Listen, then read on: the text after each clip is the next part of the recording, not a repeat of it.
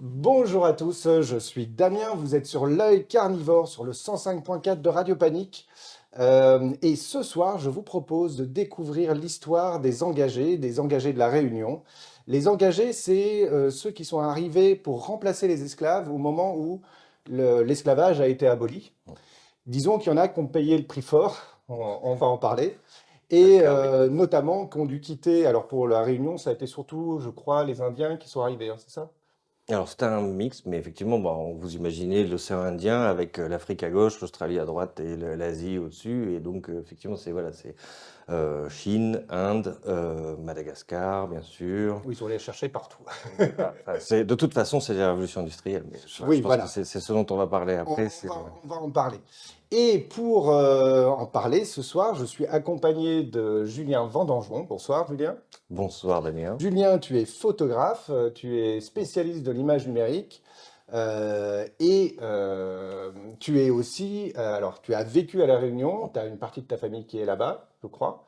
D'ailleurs, l'histoire de ta famille est liée à La Réunion Intimement. après, intimement, après-guerre. Et donc, moi, ma première question par rapport à ça, c'est comment, toi, tu es arrivé sur cette histoire des engagés? Comment cette histoire t'a touché? Alors, donc je suis français, que l'île de la Réunion est un département d'outre-mer français. Maintenant, effectivement, on se sent autre chose. Enfin, il y a une conscience parmi tous les habitants, même encore aujourd'hui, qui est. Mhm. C'est pas forcément une conscience d'indépendance, hein. C'est vraiment une conscience du fait que la métropole ou la France est à 10 000 km. Et dans le langage courant, tu dis pas je vais en métropole, tu dis je vais en France. Mhm. Ça représente Ben, bien le fait c'est qu'on un n'est peu le pas. même rapport que pourra avoir la province avec Paris aussi, hein. Oui, c'est ça. En fait, Il y a je un crois que tout le monde côté. est d'accord sur le fait que c'est un problème. Mais bref, donc la Réunion, moi, je suis de troisième génération, on va dire, c'est ça. Mhm. Voilà. Donc des gens qui sont arrivés dans les années 50 après la Deuxième Guerre mondiale, des gens donc je suis pas descendant, je vais pas le cacher, hein, je suis blanc de peau, je suis Mhm. caucasien. Voilà, je suis descendant donc pas descendant d'esclavagistes ou de petits propriétaires de l'époque de la colonisation, mais plutôt des gens qui sont venus après-guerre pour la mise en place du cadastre, par exemple. Mhm. C'est quelque chose qui est acquis ici en Europe, puisque c'est le cas depuis 2 siècles et quelques. Mais pour certains départements d'outre-mer comme la Réunion, le cadastre est quelque chose qui a été. Il y avait encore le découpage colonial jusque dans les années Alors, 50, en fait. découpage colonial, ça veut dire quoi? Ça veut dire des propriétaires? C'est-à-dire une division des terrains, du territoire, qui était en gros celle des anciens propriétaires terriens, des Mhm. grandes familles de possédants qui sont arrivés entre 1700 et 1800 et qui ont mis en place les grands domaines. Il y a une structure très, très simple. La Réunion, c'est un volcan, donc c'est une île Mhm. de 3000 mètres de haut au milieu et qui descend jusqu'à la mer. Et donc, c'est vraiment une société. Ce qui est assez drôle, c'est que c'est physiquement une société étagée, quoi. Vous avez la zone côtière où il y a tout le commerce, le transit, etc. Vous avez les champs, les plantations, Mhm. Un peu au-dessus, quoi, voilà, un peu sur au-dessus, et les puis flancs voilà, les avec flancs de volcan. les camps des ouvriers, et puis Mhm. au-dessus, la maison du maître, de la famille dominante, qui est plus dans les hauteurs, parce qu'il fait plus frais, c'est plus facile, D'accord. plus agréable, donc qui domine tout ça, littéralement qui domine son domaine jusqu'à la mer, comme ça, et voilà. Et puis après, vous avez les hauts de l'île qui sont trop escarpés pour que la vie y soit facile, et qui seront plutôt le domaine plus tard des esclaves marrons en Mhm. fuite. Donc d'ailleurs, la plupart des pics du centre de l'île de la Réunion ont le nom d'anciens esclaves marrons qui se sont échappés de leur famille. D'accord. Voilà. Et donc après, c'est une histoire, ce qui nous amène au sujet, c'est que c'est une histoire qui commence avec la colonisation. Nous, on n'a pas de population endémique, enfin, de gens qui habitaient là avant la colonisation. Donc on est un pur fruit de cette espèce de mondialisation socio-économique qu'est Mhm. le commerce triangulaire. Et en même temps, voilà, est-ce que ça a, enfin, je veux dire, en Belgique, on connaît aussi ce que le colonialisme peut avoir de cruel et difficile. Enfin, donc il n'y a aucune naïveté, aucune vision positive. Enfin, déjà la première chose à se dire quand on veut écrire cette histoire, quand on veut travailler sur cette mémoire, Mmh. voilà, moi j'ai envie de transmettre à mes enfants, mais pour laquelle il n'y a pas de documents suffisants qui existent, ou en tout cas qui sont encore à écrire, Mmh. et probablement dans une certaine urgence, avec le fait que finalement la conscience de cet héritage, elle est assez récente. Pour deux raisons, je pense. Parce que jusque dans les années 80, on était encore dans une logique très centralisée, un pouvoir central français où le but c'est l'unité nationale, et donc on veut pas trop que. Enfin, on connaît l'histoire des Corses, des Basques, des Oui. Bretons, et les difficultés que la France peut avoir avec ce tiraillement entre les identités locales et une espèce de fantasme d'une. Bah, c'est sûr que Voilà. au 19e siècle et puis jusqu'à la Seconde Guerre mondiale, l'idée c'était C'est de faire l'Empire français, c'est ça voilà, qu'on essayer de cherche à faire faire. une seule C'est langue, etc. Et donc les spécificités locales sont Tout écrasées, à fait. Et comme donc les ça Bretons ont reste perdu leur beaucoup dans la langue, quoi. culture. Ouais. C'est-à-dire que jusqu'en 1980, vous avez ça. Vous avez Mm, encore. Alors moi, de ma génération, on n'était pas exclu de l'école pour avoir parlé en créole, mais ça pouvait faire l'objet de punitions encore. mm, mm. On est encore, et même encore aujourd'hui, il y a une espèce de trauma latent qui font que les gens ne considèrent pas que la langue créole peut amener à une même qualité intellectuelle que la langue française, par exemple. Mm, mm. Il y a encore une espèce de paternalisme comme ça, sournois, qui rampe encore entre les générations, et il y a un complexe d'infériorité, une espèce de fantasme de ce qu'est la France. D'ailleurs, la plupart des Réunionnais qui arrivent en France pour leurs études, comme moi ou plein d'autres, euh, il y a un choc culturel d'avoir fantasmé. Vous savez, il y a un mot pour ça, c'est quand les Japonais arrivent à Paris et qu'ils font une dépression parce qu'ils se rendent compte qu'en fait, c'est sale, les gens sont pas Ah gentils, oui, c'est pas aussi romantique que ce qui s'était imaginé. Et il y a il y a un peu ça. Mm, mm, Je pense qu'il y a on est français, mais mm. en arrivant en Europe, on est confronté à cette espèce de contradiction entre ce qu'on a imaginé, ce qu'on a hérité d'une pensée sociétale qui nous conduit quand même à imaginer la France, le pays des droits de l'homme, enfin, genre comme n'importe quel. Enfin, je pense que c'est commun à tout le monde. On fantasme le truc et puis on se rend compte qu'en fait, non, c'est un pays de ploucs comme tout le monde. Enfin, je veux dire, il y a autant de racistes que de gens intéressants. Enfin, voilà, et qui est encore en plein en train de démêler sa propre histoire, sur toutes les avec les politiques Mm. qui jettent de l'huile sur le feu toutes les 5 minutes Tout à pour fait. éclater le vote. Et on peut aussi dire que la représentation à travers des films des médias, etc., est assez trompeuse sur la réalité, en fait, hein, Tout à fait. sur la réalité de la population, ce que vit réellement la population, en fait, de manière générale. Moi, mon travail de départ, je pense qu'il commence à partir du moment où je crois que j'ai 16-17 ans. Mes parents sont bêtes, ils veulent pas me laisser partir en scooter quand je veux, enfin, c'est des trucs normaux, quoi, enfin, d'un adolescent normal. Euh, et j'ai la possibilité à cette époque-là, parce que j'ai une famille à un pied de chaque côté de l'océan, de venir finir mon secondaire en Mhm. France. Et Et juste une petite question avant que tu passes là-dessus. ouais. Toi, tu étais vu comment? Parce que tu étais vu presque comme quelqu'un de métropole, ou alors tu étais quand même bien Alors, intégré. il y a un mot péjoratif en créole pour Mm. les métropolitains, c'est les oreilles. Les Oui. oreilles rouges, à force beaucoup de soleil, mais c'est le. Je suis pas vu comme un oreille parce que j'ai grandi là. Et que la société créole réunionnaise, en tout cas, est très cosmopolite dès le Oui. départ. C'est comme au Brésil, quoi. Il y a toutes les couleurs, toutes les races. Alors, il y a quand même par héritage des vagues d'immigration, une communauté chinoise, une communauté indienne, etc., qui est aussi généralement géographique aussi, parce que donc l'est de l'île, c'est plutôt des Indiens. C'est par rapport à la génération à laquelle ils sont arrivés. Donc l'abolition de l'esclavage à La Réunion, c'est 1848, Mm. euh, en même temps qu'Haïti, D'accord.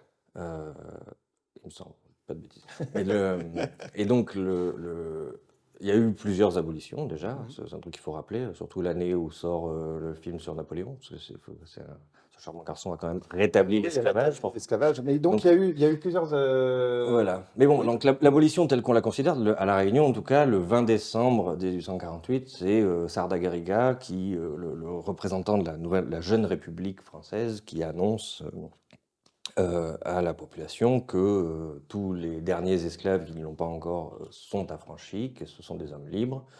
Voilà, mais qu'il ne faut pas confondre liberté et anarchie et que la République a besoin d'eux parce que leur force de travail elle est nécessaire. On est en pleine révolution industrielle et donc le meilleur moyen qu'ils pourraient avoir de servir avec leur liberté fraîchement gagnée, leur nouvelle République dans laquelle ils sont maintenant citoyens et non plus esclaves, c'est évidemment de travailler 2 fois plus pour les donc possédants qui ont besoin de cette force de travail. Donc c'est évidemment, il va y en avoir une partie qui vont pas jouer le jeu et qui vont essayer de faire sécession, une partie parce qu'ils n'étaient pas trop maltraités ou parce qu'ils simplement pour des raisons logistiques se réengagent, mais du coup comme travailleurs sous contrat pour les mêmes anciens maîtres pour lesquels, enfin, donc ça, leur maître devient leur patron, mais ça ne change pas fondamentalement. Et donc tous ces cas de figure coexistent à un moment donné. Mais ce qui est clair, c'est que de toute façon, le ratio possédant ouvrier face à la charge de travail de l'explosion du commerce du sucre, de la vanille, du vétiver, du géranium à parfum, font qu'on est... voilà, et puis l'arrivée de la machine à vapeur, Bah, nécessité de la main-d'œuvre, en tout cas. voilà, c'est ça. Tout ça implique une quantité de main-d'œuvre qui, enfin, genre, tout comme en Europe, genre, c'est la révolution industrielle. Donc, de toute façon, la machine ne s'arrête pas, quoi. Oui, c'est Le ça. changement de statut, c'est un truc dont tout le monde s'attendait un peu à ce que ça vienne. Ça avait déjà eu lieu dans d'autres pays, aux États-Unis. Genre, les Anglais, dans leur propre empire, étaient aussi en train de faire comme ils pouvaient pour gérer avec ça. Mais en tout cas, il y a ça. Donc, on invente l'engagisme, euh, qui est Ça vient d'où, en fait?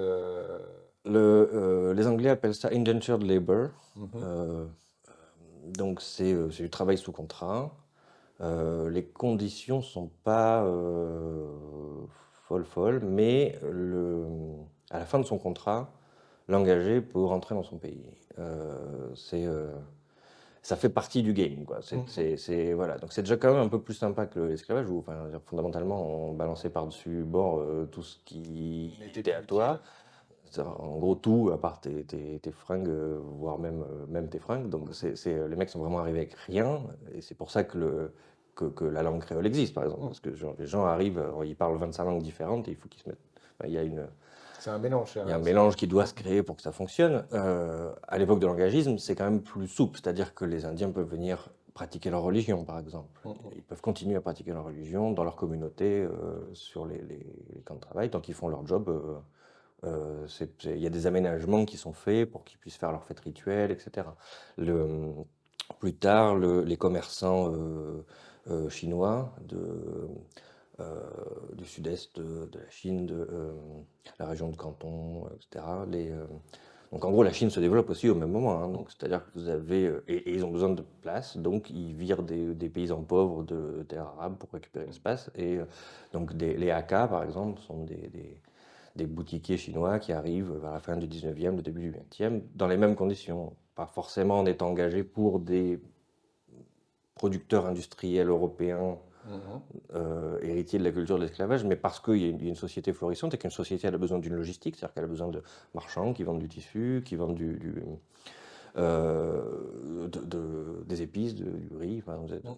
voilà, et donc tout ça doit exister, et donc il y a des niches commerciales qui s'installent comme ça avec à La Réunion, on dit que c'est les Arabes qui s'occupent du commerce du textile, par exemple. Mhm.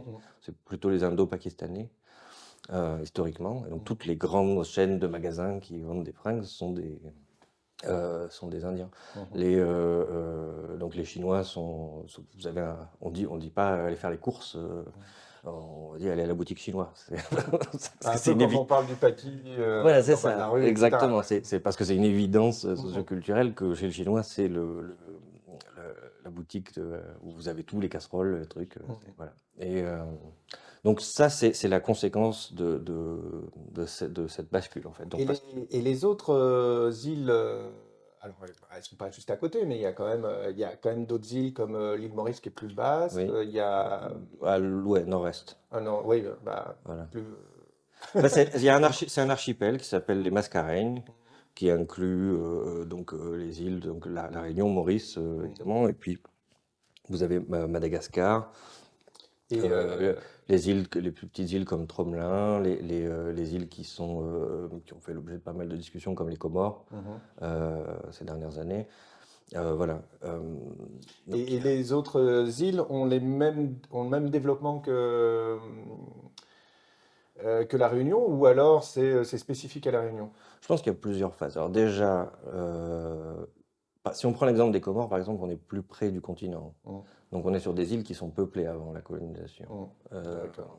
et donc il y a des cultures euh, Local qui... locales qui existent, qui continuent à essayer d'exister au milieu de cette culture d'esclavage, de plantation, de cette industrie naissante. Euh, Après, vous avez aussi le jeu les jeux de pouvoir entre les puissances européennes qui tantôt sont d'accord entre elles pour occuper de nouveaux territoires et qui à d'autres moments sont en concurrence féroce pour le contrôle de routes maritimes ou de ou comptoirs de transit. l'île Maurice est passée Et entre donc les voilà, Anglais et les donc Français, etc. c'était le cas de la Réunion aussi, qui s'est appelé successivement l'île de la Tortue, l'île Bourbon, comme les rois de Bourbon en France, etc. Mais donc tout, tout ça fait la bascule. Donc Maurice termine sa course dans le giron anglais, donc lors de sa prise d'autonomie, fait partie du Commonwealth, Mhm. donc reste dans un réseau commercial qui la lie intimement à l'Inde, à l'Angleterre. La Réunion, elle, finit dans le système français. Je pense au départ pas fondamentalement parce que c'est un asset industriel intéressant pour produire. C'est un pays pauvre qui est loin, ça coûte cher d'y aller. Il y a quelques industriels à succès comme la famille Carvegen y ont eu une certaine efficacité, mais globalement, toute la richesse qu'ils en ont tirée, ils l'ont pas intégralement réinjectée sur place. Ils ont acheté des possessions, des châteaux en France, en Belgique, tout ça. Euh, et, le, et donc, l'intérêt après la Deuxième Guerre mondiale, je pense, c'est la peur féroce, puisqu'après on enchaîne sur la guerre froide. Mhm. Euh, la conscience que si un troisième conflit mondialisé éclate, il faut des points relais, des safe passages, voilà. Et donc, il y a le canal Oui, de Suez qui s'ouvre, bien sûr, qui permet de couper à travers la Méditerranée, mais globalement, jusque-là, il fallait faire le tour. Quand un sous-marin japonais voulait venir échanger des trucs avec les nazis, il fallait qu'il fasse tout le tour par l'Afrique du Sud qui remonte. Donc tout ça, ça passe à côté de la Réunion, à côté de Maurice. On a d'ailleurs retrouvé des traces de sous-marins japonais, des observations. j'imagine, ouais. Voilà. Mhm. Parmi tout ça, moi je suis d'une famille d'historiens et de géographes. Ma mère D'accord. est enseignante et Donc c'est... travaille là-dessus. C'est un travail sur plusieurs générations. D'accord. Mon Donc grand-père est ouais, géomètre, ce côté amoureux de l'histoire et de comprendre le dessous des cartes, quelque c'est part, ça, c'est ça, exactement, oui. vient de tes parents, etc. Et donc, tu avais commencé à me dire que tu avais eu la chance, en tout cas que toi, ayant eu un pied de chaque côté en France et à La Réunion, Je suis venu jeune. tu es venu jeune en Ouais. France. Ce qui m'a permis, je pense, assez vite de faire la paix avec la contradiction fondamentale de ce qu'on nous enseigne versus ce que c'est. Mhm. Et puis, comme je m'amuse à dire, enfin, je veux dire, quand on a fait 10 000 kilomètres pour venir dans un pays, genre, on n'est plus à 1000 près. Donc, une fois que tu as fait le pas, c'est plus facile, je trouve, d'aller à la rencontre des autres cultures, des autres pays. Ben, du coup, j'ai travaillé en Amérique du Sud, j'ai travaillé. Maintenant, je vis en Belgique, Mhm. qui est un peu comme une île au milieu de l'Europe. C'est, euh, et je trouve que tout ça est très lié finalement, il n'y a pas de frontières. Et plus récemment d'ailleurs,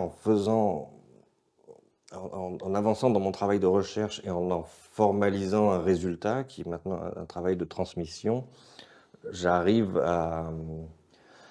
on fait des découvertes où, finalement on se rend compte, je ne suis pas seul, hein, c'est un travail d'équipe, qu'en fait cette mondialisation dont on entend beaucoup parler ces dernières années dans les médias, en fait elle existe, mais depuis déjà très longtemps, Ah oui. beaucoup plus que ce qu'on Mmh. s'imagine, et que dès qu'on creuse un peu, l'interconnexion, elle est...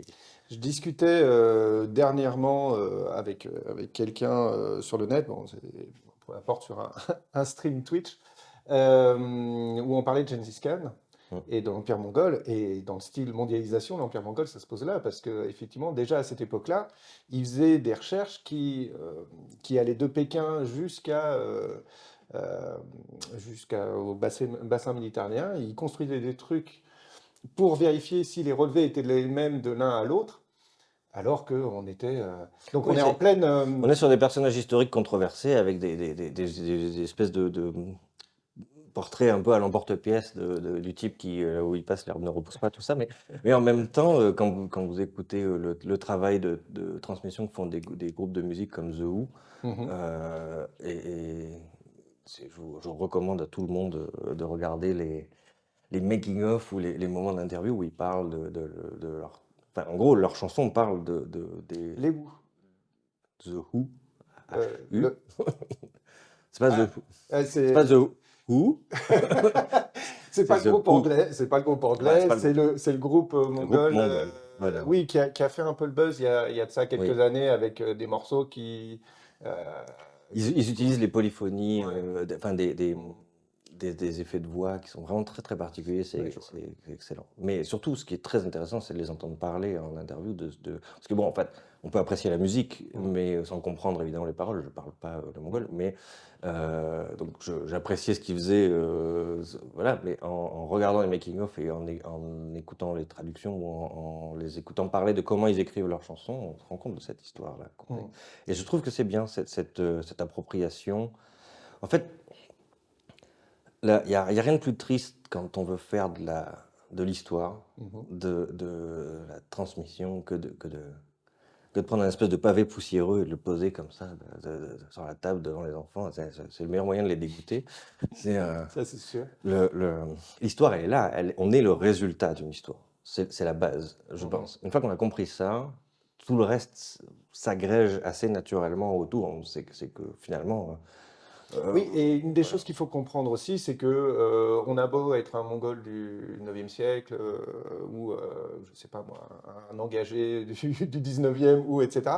On reste des êtres humains avec sensiblement finalement les mêmes aspirations. Et qu'au final, c'est une histoire commune. Euh, les gens sont pas différents parce qu'ils sont à 10 000 km de là. Certes, les conditions sont pas les mêmes, les langues sont pas les mêmes et on peut voir le monde de manière un peu différente parce que les philosophies sont pas les mêmes. Mais au final, les aspirations, euh, on a des aspirations communes qui font que on reste des êtres humains à travers toute cette histoire. Euh, voilà, bah, en tout cas, moi, Ça, c'est, c'est Ça ça fait qui est écho à important. quelque chose, à une des premières choses que j'ai découvertes. Alors, en faisant. Je suis arrivé en France, j'avais quoi, j'avais 17 ans, 18 ans. Après, je suis allé faire mes études. J'ai fait les beaux-arts, après avoir fait une école d'ingénieur informatique. Et j'ai commencé à travailler. Là, j'ai rencontré un type qui s'appelle André Robert, un ancien de la Fédération anarchiste, radio-libertaire. Je me sentais tout petit devant ce que ces gens Bah oui, accomplissaient. oui, oui. Euh, et en fait, le type avait mis tout ce qu'il avait comme ressources dans une maison d'édition qui s'appelait les éditions K1 pour, pour détaquer la langue, pour libérer la parole. Mhm. Et donc, il publiait, entre autres, de la poésie créole. C'est, euh, c'est une étape très importante, je pense, parce que une langue qui est orale, euh, dans un monde où tout le monde valorise l'écrit comme étant La culture. le niveau culturel. Donc ça veut dire que tu vois ta langue écrite et tout d'un coup elle prend un corps, tu peux l'étudier, Mm. tu peux te pencher dessus, tu peux analyser les différences qu'il y a entre le créole réunionnais, le créole caraïbe, le créole d'Haïti, le créole des commerçants de Floride, qui est matiné de japonais, de mexicains. Enfin, et tu te rends compte qu'en fait, il y a 15 créoles, que en fait, une fois que tires le fil du truc, tu te rends compte qu'en fait, bah oui, évidemment, tu fais du latin, du grec, enfin, toute langue a une espèce d'arbre généalogique derrière elle, Mhm. avec une filiation, une étymologie, quelque chose qui fait qu'un un mot, tu peux retrouver dans s'amarrer à quelqu'un en créole réunionnais, des références au vocabulaire de la marine, des Mhm. marins bretons, etc. Oui, il y avait pas Mais mal de Bretons qui sont arrivés à La Réunion. de toute façon, les marins, je pense que c'est les premiers qui n'ont pas de problème quand ils descendent au port. Si tu veux, les problèmes de classe et de couleur de peau, ça ne pose pas trop de problème. Donc et puis il y a la piraterie qui est Mhm. aussi passée par là. Genre, c'était aussi des îles de pirates. Après que les puissances européennes aient fait le ménage dans les Caraïbes, il y a un déplacement de ces flibustiers, pirates, corsaires vers l'océan Indien. D'accord. Et donc ça donne des histoires assez dingues, comme celle d'un pirate célèbre à La Réunion qui s'appelle Olivier Levasseur, la Buse, c'est qui attaque le galion de la couronne d'Espagne dans le port de Saint-Denis à La Réunion. Genre, il attend que le bateau soit plein, en gros, il arrive, il le flingue, il embarque tout ça à Madagascar. Il paraît qu'on n'a jamais retrouvé C'est le truc. c'est avis à tous les chasseurs de Enfin, je veux dire, trésors. c'est le genre d'histoire qui ont inspiré Walt Disney pour faire Pirates des Caraïbes, que tu retrouves après réinterprétés dans des jeux vidéo comme Monkey Island. Enfin, il y a toute une des croisements comme ça. Genre, on n'est pas, tout ne se joue pas au large de la Floride entre Oui, oui. Tortuga et il y a une partie de tout ça, ça se passe aussi dans l'océan Indien et probablement d'une manière un peu plus débridée. Il y a aussi le mythe de Libertalia, la colonie anarchiste pirate qui aurait existé quelques années au nord de Madagascar. Ah, moi je croyais que c'était dans les Caraïbes, donc comme quoi, Tu vois, c'est comme quoi on plaque des idées reçues faciles en fait. et donc voilà. Et un équipage pirate, ben, un bateau, ça coûte cher à entretenir, c'est compliqué, il faut quand même, enfin, ça demande un équipage, et de plusieurs dizaines de personnes. Donc ça veut dire que quand on libère un bateau ou qu'on met le grappin sur une cargaison, y compris sur une cargaison d'esclaves, le, le- il est évident qu'une partie des types du bateau d'en face sont recrutés pour Mhm. rejoindre, parce qu'il faut, voilà, faut compenser les pertes, les blessés. Enfin, l'espérance de vie est de toute façon pas très élevée à cette époque-là. Et, euh, et donc tous ces gens constituent une espèce de population mixte très très complexe qui va bien au-delà, je pense, d'une espèce de vision manichéenne où la société coloniale, c'est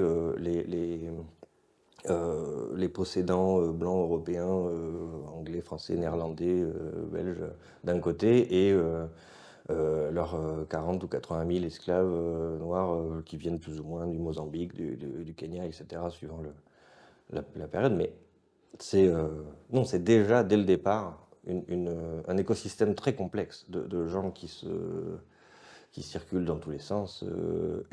Alors oui, il y a une certaine volonté de clivage de race, mais je pense qu'il est Bah, c'est surtout plus... un clivage de pouvoir en fait, hein, Oui, c'est ça, voilà. et de captation de richesse d'une manière ou d'une autre, comme en fait tu parlais du maître qui était en hauteur, tu retrouves les mêmes choses dans le nord de la France avec la maison du patron qui est au-dessus, et puis il y a les maisons des ouvriers, et puis il y a l'usine au fond. Oui, puis c'est Voilà, pas des c'est le modèles même. qui naissent avec l'esclavage ou avec Oui, oui.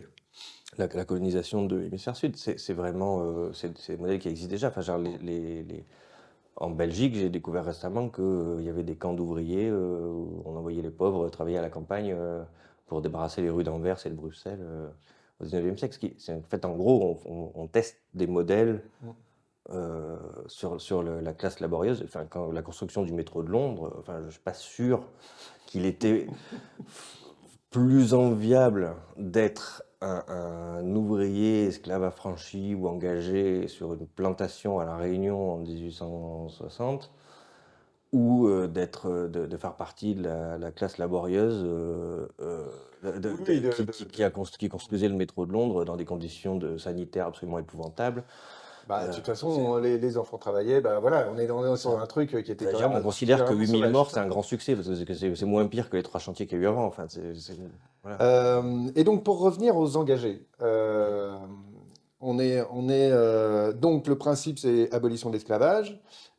Donc, on se retrouve avec effectivement des gens qui viennent, qui ont une situation un peu meilleure que les esclaves, parce que bah, quelque part, ils ont une certaine liberté, ils savent qu'ils peuvent revenir, ils arrivent avec euh, avec leur culture, contrairement aux esclaves où il n'y avait plus rien. C'est ça. Maintenant, Alors, je sais, alors je me suis oui, un peu renseigné avant d'arriver. il y a positif Oui, et oui, mais voilà, négatif. non, mais Voilà. c'est pour Il y ça. a, il y a du vrai négatif aussi, bien sûr. D'abord, je me suis renseigné avant d'arriver pour souligner le fait que effectivement cette histoire est peu connue. Là, j'ai vu que sur la première, qui est une des radios télé locales de la Réunion, c'est ça, Mhm, hein, mhm. ça s'appelle la première. Il y a une vidéo d'il y a un an où enfin ils ont trouvé quel était le premier bateau qui est arrivé avec des engagés, qui était et ça date que d'un an. Donc, on se rend bien compte que le Ouais. travail de recherche, C'est ce que je disais tout à il, l'heure. Je il pense qu'il est, y a, il y a deux choses. Il y a le fait qu'il était, il y a eu une volonté politique de garder ça mm, parce que pour éviter toute velléité indépendantiste, ethnocentrée, etc., mm, de- volontairement du gouvernement français, enfin, genre des les ancêtres gouvernements de légaux, quoi. Bré, etc. Voilà. Donc après, ça s'assouplit. Mm, Après, les lois langues sur les langues et cultures régionales, les années 80, tout ça. Mais c'est un processus qui est lent. mm, Ensuite, il y a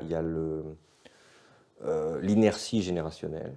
mm, Parce mm. que quand tes parents ont appris que c'était pas bien de rédiger un devoir en créole, du coup, voilà, enfin, il y a une Mm. espèce de décalage qui se crée comme ça.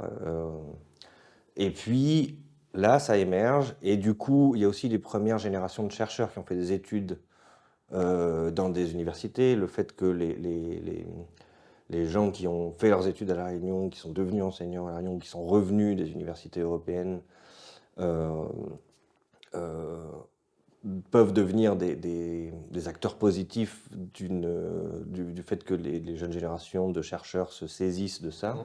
Et donc maintenant, voilà, il y a un vrai début de ce qui est une stratégie d'archéologie, par exemple, de fouilles systématiques. Quand on retombe sur, on a découvert récemment des, euh, un ancien bagne pour enfants, enfin un camp de travail pour enfants, qui ont aidé à construire des routes d'altitude dans le nord de l'île.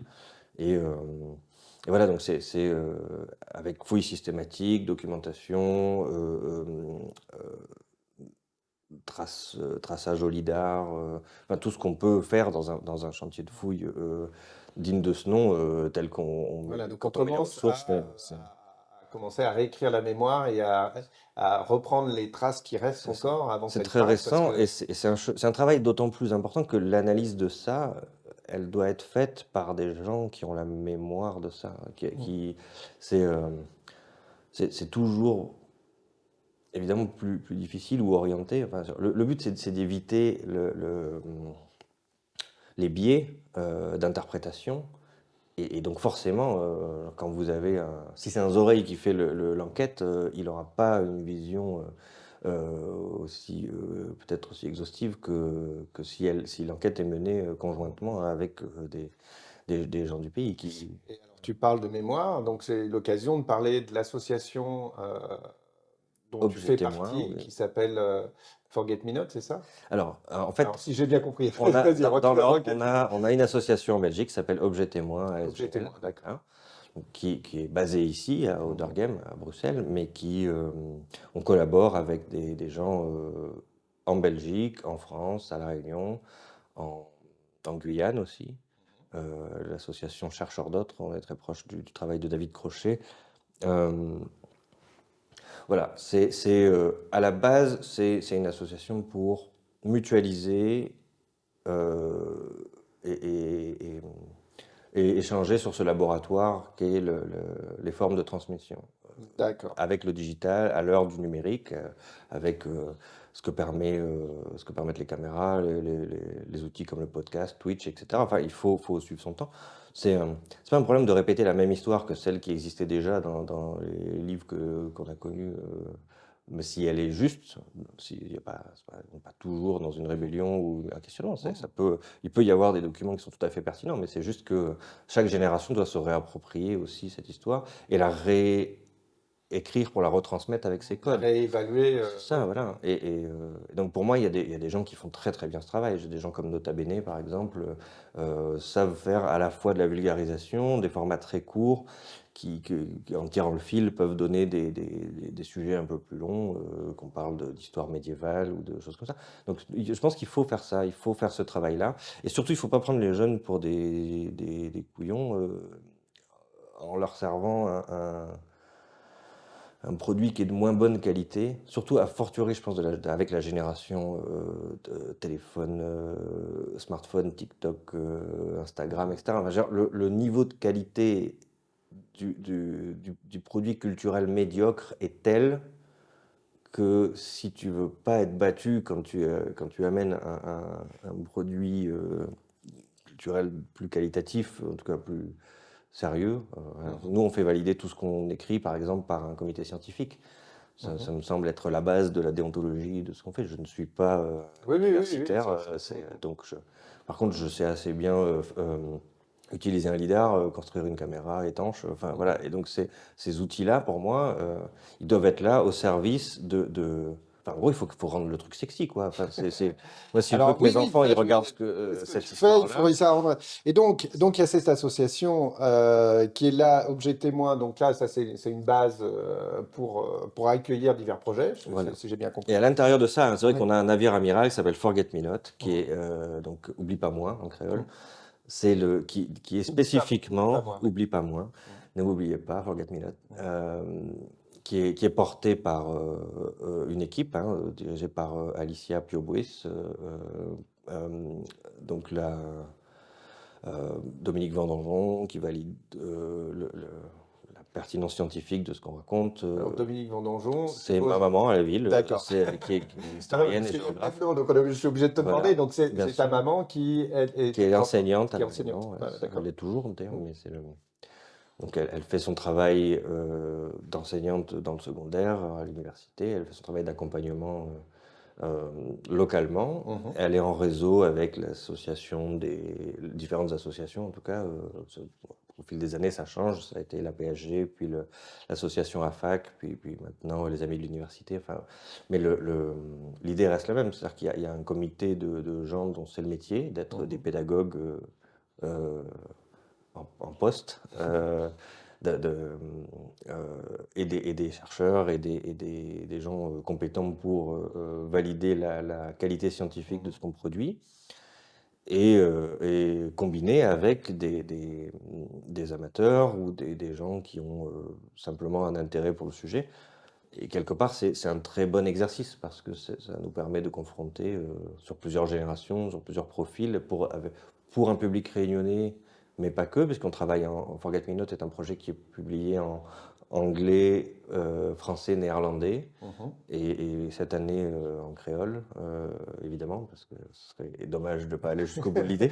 C'est clair. Euh, voilà, où on retrace ce travail de recherche. Déjà, c'est un blog, forgetmenote.objettémoin.org, Mhm. donc, où on décrit les étapes de ce processus de recherche. On a un correspondant en Inde, Indrajit Yadav, par exemple, qui fait des recherches pour nous aussi sur la partie engagisme indien, y Mhm. compris sur la partie Commonwealth, puisque c'est un anglophone, qui est bien meilleur que moi à comprendre des documents qui Mhm. sont en anglais. Euh, voilà, et donc tout ça, ça amène à un faisceau d'informations de base. Donc ça va être la culture de l'indigo, par exemple. Oui, Le, ça le- c'est. Alors je peux prendre au cas où, parce que ça c'était un des travaux que j'ai vu. Alors, je ne sais pas si voilà, vous verrez bien à l'écran. De toute façon, je vous mettrai sans doute un voilà. visuel, mais on est sur. Alors, je peux commenter Voilà. Alors, ceci. ça, c'est une photo à la base, d'une sorte de caricature. Alors, pour être précis, à la base, il y a des aquarelles qui sont faites par un jeune possédant qui, à l'époque, c'est l'héritier euh, un garçon qui s'appelle Mortier de Trévise, Charles-Napoléon Mortier de Trévise, un peu ronflant, Attention. euh, qui est le gendre d'un grand possédant à La Réunion qui s'appelle Kervegen, Mhm. et dans le sud de l'île, sur les hauteurs du Tampon, où il y a des hauts plateaux, donc une terre assez vaste pour pouvoir c'est un des domaines les plus riches de l'époque, quoi. D'accord. Et ce garçon a le temps. Donc il croque. Alors ce qui est très intéressant, c'est qu'il croque les ouvriers qui croisent au quotidien, les gens qui voient. Et donc, ils notent à chaque fois une date. On peut voir alors, sur la Oui. caricature que je vais te transmettre, qu'on mettra à l'écran, le, ce sont des documents d'époque qui sont numérisés. Donc, c'est des aquarelles, des croquis, Mais en fait, c'est des super dessins précieux à la comme, plume qui ont été conservés, qui sont mis à disposition par une équipe que j'aime beaucoup, qu'il faut remercier, c'est l'Iconothèque historique de sang indien, Mmh. euh, qui donc nous a donné accès à ces documents, à des représentations haute résolution, sur lesquelles on a pu travailler, rechercher sur quels sont les costumes qui sont représentés, quel en est l'héritage, enfin, Mmh. comment c'est cousu. C'est le tout début, les premières machines à coudre arrivent au compte-gouttes, on voit les bordereaux de livraison, mais la plupart des vêtements des gens de cette époque sont faits par les familles des ouvriers eux-mêmes. Mmh. Euh, c'est, et donc, on a, par exemple, on a des documents qui prouvent que chaque exploitant ou patron devait donner plusieurs mètres de toile bleue, de tissu à ses ouvriers ou esclaves pour se vêtir. Et donc, on a la livraison de ça. On sait que c'est du Alors là, coton. on est sur de l'esclavage ou on est sur du langagisme? Sur le C'est pivot, les sur le deux. pivot entre les deux, C'est, ouais, d'accord. Oui, parce qu'il c'est- y a quand même une différence entre l'esclave qui appartient au maître et donc il est censé oui. les nourrir, Mais l'esclave est un bien meuble, hein. C'est Oui, c'est ça. il y a qu'on se méprenne pas sur la manière dont j'aborde le sujet, c'est évidemment pas bien d'être esclavagiste, mais ça coûte cher. C'est une force ouvrière. Donc en fait, évidemment, il y a des abus. Évidemment, il y a tout ce qu'on peut Oui, imaginer et de puis on voit le crasseux. Congo, ce que ça Voilà, a pu donner. voilà, enfin, aux États-Unis aussi. Enfin, donc il y a évidemment eu la même chose, hein. Donc il y a toute cette partie-là. Mais il y a aussi une conscience. Enfin, c'est des industriels, les mecs, ils ont besoin de produire, donc ils ont besoin de force de travail. Genre, c'est quand même moins cher de t'assurer que les gens qui sont sur ta plantation, ils mangent, ils se nourrissent correctement et ils cherchent pas à se barrer et ils font des enfants, tu vois, plutôt que d'aller en rekidnapper sur les comptoirs africains. Enfin, donc il y a le Code noir qui est publié quelques années avant, où par exemple, il y a une liste de codes de bonne conduite. Et un maître ou un possédant d'esclaves peut être légalement puni pour un certain nombre de sévices Quand même, ouais. qu'il commet sur un esclave. Après, je Parce pense que qu'il n'y en a pas eu beaucoup qui qui ont été punis, mais il y a, il y a- il y a- c'était déjà il y a un. des dossiers, mais en tout cas, il y a une, il y Mm. a une- il y a une conscience, enfin, au point Non, et que puis, c'est quand même si on légiféré. pousse le cynisme jusqu'au bout, c'est comme si tu as un cheval qui te sert à l'attrait, bah, tu as intérêt à ce qu'il soit en bonne Oui, c'est forme ça. si tu Enfin, veux qu'il continue à en bosser, tout cas, quoi. voilà, c'est ça. Donc, il y a une conscience de ça. Donc, parmi ça, il y a le fait de permettre aux esclaves d'avoir un endroit où se loger, le fait de les habiller. Voilà. Mais donc, c'est pas plus Mm. précisé que ça. Donc, généralement, ça se résume à on te file 4 mètres de tissu D'accord. deux fois par an. Et donc, les mecs se fabriquent leurs Mm. vêtements, et donc avec les codes qu'ils ont. C'est-à-dire qu'un type qui est un engagé indien, comme un garçon qui s'appelle Bushiana, sur lequel on est en train de travailler en ce moment, ben on va bien sentir qu'avec le même morceau de toile bleue, teinte à l'indigo, certainement produite dans les colonies néerlandaises de l'époque, le type va se faire un costume qui ressemble, qui hérite beaucoup de choses de sa culture, issue certainement des régions du sud-est de l'Inde, en dessous de Pondichéry. Euh, voilà. Et donc de l'autre côté, on a donc le garçon qui est là, l'affranchi, qui, qui est un garçon l'illustration est très très belle. Le garçon vient d'être affranchi, il marche pieds nus, ses belles bottines à la main. Alors, il faut savoir que les esclaves n'avaient pas le droit de porter de chaussures. C'est- Ah. Et Mm. donc, c'est-à-dire que si ça se trouve, il est libre, mais en fait, ça lui fait mal aux pieds de les porter parce qu'il n'a jamais porté de sa vie. Mm. C'est, Donc c'est un symbole le fait qu'il porte ses chaussures à la main quand même, soit voilà, parce c'est que quand ça veut même. dire qu'il a le droit d'avoir des Oui. chaussures. Donc, Donc ça prouve mm. que c'est un homme libre. Il a un beau chapeau haut de forme Oui, c'est qui d'où a vient l'air ce d'être chapeau haute feutré. forme, c'est étonnant. Qu'on lui On a a plutôt l'impression de richesse. Peut-être qu'on lui a donné. Alors après, il y a cette idée aussi que les possédants donnent leurs habits de seconde main à leurs employés proches, etc. Ou alors parce que tout simplement tu veux bien paraître en société. Ben, il ne faut pas que ton Mm. cocher soit habillé comme un plouc. Mm. Donc, c'était peut-être un cocher d'ailleurs. Sur l'illustration d'origine, il y a un truc dans la Donc main. oui, pour ceux qui nous C'est un- suivent seulement en audio, je vais quand même décrire on va décrire un petit peu. Donc c'est Oui, effectivement un homme noir avec un pantalon bleu, donc indigo comme tu dis, une c'est chemise ça. blanche, Donc, il un est. chapeau haute forme, Oui, des bottines en cuir à la main exact. et un Il est sac. pas très vieux, il doit avoir entre 17 et Ouais. 25 ans. Mm. Il est très Souriant. certainement métis, mulâtre, il est souriant. Tu sens qu'il a un port un peu. Il est fier, Mm, clairement, hein. Il est content de rentrer chez lui ou d'aller faire ce qu'il va faire, en tout mm. Ouais, cas. c'est ça. Il porte dans le dos un sac qui est vraiment traditionnel de la. Donc, c'est le sac à dos typique à La Réunion. C'est un sac en vacoa tressé. C'est le qu'on appelle un bertel en créole. Voilà, qui sert à tout, à transporter la machette, les courses, etc. Mm. Voilà. Euh, donc ça, c'est vraiment un attribut vraiment de sa condition ouvrière. Les maîtres portent pas de bertel, Mm, mm. donc ça prouve bien que c'est un homme de basse extraction, mais il a une belle chemise blanche. euh, Oui, il a des beaux vêtements, quoi. voilà, Mm. qui est certainement coupée à mi-poitrine. Donc elle n'est pas boutonnée en entier en fait. C'est des chemises Mm. de marine. De, D'accord, oui, je vois, oui, oui, comme bah, on retrouve encore ça effectivement voilà. dans les vêtements de Et marin. voilà. Donc le pantalon qui est donc fait dans cette toile bleue de coton d'une seule pièce, c'est très certainement donc teinté à l'indigo. Avec une ceinture fruste de ficelle, certainement. Et voilà, pieds nus, évidemment, Mm. parce qu'il a passé toute sa vie pieds nus, donc peut-être il garde ses jolies chaussures pour le jour Oui, pour pas les abîmer, d'un pour plein de mariage, choses, pour pas, ouais. voilà, ou tout simplement parce qu'il n'a pas l'habitude de les porter. Mm, Voilà. Ce chapeau qui est complètement out of place Oui, c'est ça qui est étonnant, hein, d'avoir un on le chapeau voit, on haute se dit, forme, où on reconnaît bien c'est le baron samedi, le, peut-être. le- l'artiste a pris soin de dessiner le reflet de la feutrine, de la lumière dans la Mm. feutrine, ce qui laisse à penser que c'est pas juste un chapeau de feutre normal, c'est probablement un chapeau claque, enfin, un truc facile à ranger, tu vois. Mm, Donc, c'est d'où l'idée que c'est peut-être un cocher ou un homme de maison, voilà. Et donc, voilà. Donc, Et donc, vous, là, le travail de l'association, c'est d'aller chercher ça, de se dire, OK, bah, qu'est-ce que raconte cette c'est histoire-là? ça. Comment on peut aller rechercher les différents matériaux, etc. Et Qui est d'aller cette faire la personne? recherche, qui est Voilà, cette c'est ça. personne, etc. Mm. On parlait, donc là, c'est sans doute un affranchi, bah, ça, c'est le sous-titre de la. C'est nommé comme ça, il est Oui, nommé comme ça oui, dans euh, le dessin. oui, Donc ça, c'est un affranchi. Donc derrière, il y a les. Parce que quelque part, votre sujet, c'est les engagés. mm.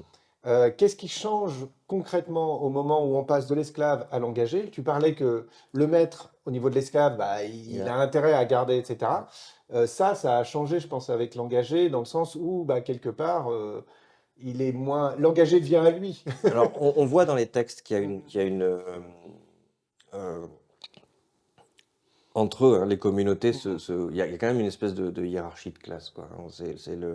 Les esclaves qui ont été affranchis par leur maître parce qu'ils ont bien travaillé, ou parce que, comme Edmond Albius, qui a découvert le processus de reproduction de la vanille, qui est utilisé partout dans le monde aujourd'hui, a été affranchi pour ça. Et il est lui-même devenu, tout en étant esclave affranchi, propriétaire d'esclaves. Il a monté sa propre société de production. Et il a lui-même affranchi, touché la prime pour affranchir ses esclaves.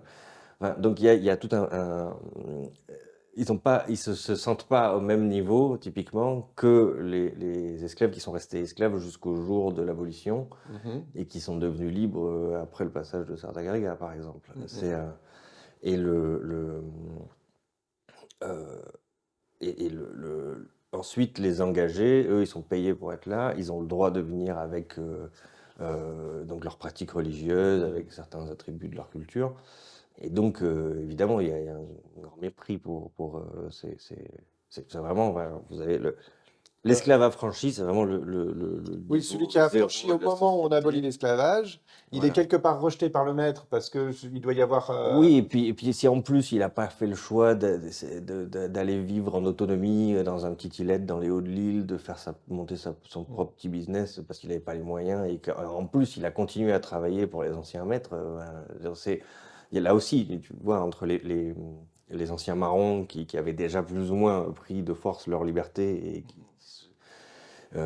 qui font la paix à ce moment-là et qui font commerce de ce qu'ils peuvent, des poules, des légumes et tout ça avec les autres, et ceux qui sont restés un peu quelque part sous le joug. Il y a évidemment une espèce d'escalier comme ça, tout le monde se regarde en chien de faïence. Ça se sent dans les textes, ça se sent dans Et il y a une mémoire de ça dans la population réunionnaise ou je dis ça, Elle c'est est, parce que, par exemple, dans les Balkans, avec le nom de famille, c'est pareil en Corse ou machin, on peut tracer, ok, ça c'est l'histoire de la famille, donc toi tu faisais partie de tel clan, de tel machin, etc. Est-ce que ça existe c'est aussi une réalité, je pense que effectivement tout le monde se souvient du. Donc il y a des noms célèbres hein, dans comme Mussar, qui était un chasseur d'esclaves très connu. Donc c'est des. Évidemment, euh, quand vous avez un Mussar face à un Waro ou un truc comme ça, donc il y a ça qui est en sous-jacent, mais c'est pas je pense que c'est pas prégnant dans la société Oui, contemporaine. là, Parce que c'est une ça. île, parce que la génétique faisant son office, tout le monde est plus ou moins de la famille de tout le monde. Enfin, faut être honnête, hein, C'est vrai qu'au bout d'un moment, Et il y a combien donc, d'habitants à La Réunion, en fait aujourd'hui, on est plus proche des 900 000, il me semble. 900 000, ouais, Donc quand pas même. mal. C'est pas mal. Et à cette époque-là, À cette époque-là, j'ai plus les chiffres en tête, mais je crois quoi, qu'on on est sur les 100 000, 200 000, oui, c'est 300 ça, 000? on est dans ce ratio-là, oui. C'est dont seulement un cinquième de blancs pas métissés, quoi. Tout le reste, Hmm. c'est des ouvriers qui sont soit des esclaves affranchis, soit des engagés, donc qui peuvent être indiens, malgaches. Voilà. Donc là aussi, il y a toute une hiérarchie entre eux. Euh, c'est, euh, donc généralement, pour devenir engagé, c'est parce que il y a une famine ou ton pays est pauvre ou tu viens d'une famille d'agriculteurs pauvres dans ton pays et dans ta région d'origine. Et donc tu signes à Pondichéry pour les Indiens ou dans un comptoir pour être engagé. Un contrat d'engagé type, c'est 10 ans. Euh, donc 10 ans où tu vas servir un industriel offshore, Mhm. incluant ton transport, etc. Tu es payé. Mhm. Une partie de ton argent est reprise dans la logistique pour te loger, te nourrir. Oui, oui, parce que c'est ça, tu peux vite te Ça. retrouver avec Donc en plus rien fait, parce que c'est aussi possible d'être engagé et captif parce qu'en fait, tu n'as pas assez d'argent pour faire autre chose. ce qui arrive encore à notre époque, hein, il y a Voilà, donc ouais, c'est une forme d'esclavage moderne et je pense que ça mérite d'être dénoncé aussi. Donc parce que ça présuppose une partie de ça.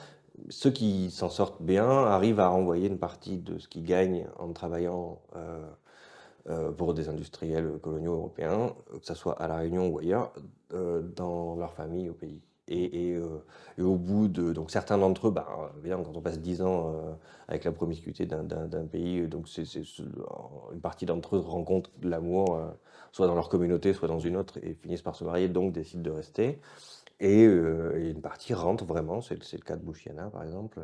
On a appris on sait qu'il est rentré en Inde à l'issue de son contrat de 10 ans. Donc il est arrivé, il avait 15 ans ou 14 ans, et il a commencé comme gardien de Cannes ou comme assistant de maison, ce garçon. Et donc on a les premières illustrations de lui par Mortier de Trévise, où c'est un ado, il a à peine la petite moustache naissante, c'est un peu mignon. Et, le, et puis on retrouve le même à 30 ans. Tu sens qu'il a pris de l'âge, qu'il s'est endurci, et il est, je sais plus, je crois qu'il est euh, intendant de la maison du maître, ou enfin il fait partie de son personnel de service, quoi. Voilà.